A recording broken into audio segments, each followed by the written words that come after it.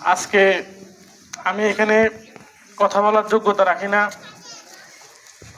এখানে নোয়াখালীর অনেক মাদ্রাসার মুহতামিম, বিভিন্ন অঞ্চল থেকে আলেম ওলামারা এসেছেন।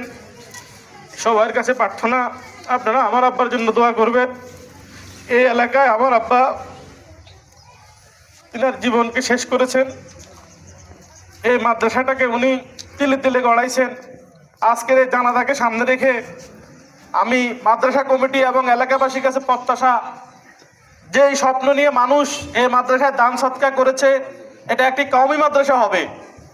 আমি এই জানাজাকে সামনে রেখে কমিটির কাছে তিক্ততা বা বিচার নয়, আবেদন করছি, আপনারা এটাকে একটা পূর্ণাঙ্গ কওমি মাদ্রাসা হিসাবে প্রতিষ্ঠিত করবেন।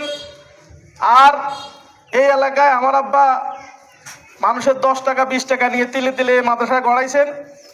অনেকের সাথে মাদ্রাসার কারণে হোক, পারিবারিক কারণে হোক, যদি আচরণগত কোনো মনোকষ্ট দিয়ে থাকে, আমি আল্লাহর রাস্তায় আজকের এই দিনে সকলের কাছে আমার আব্বার জন্য ক্ষমা প্রার্থনা করছি।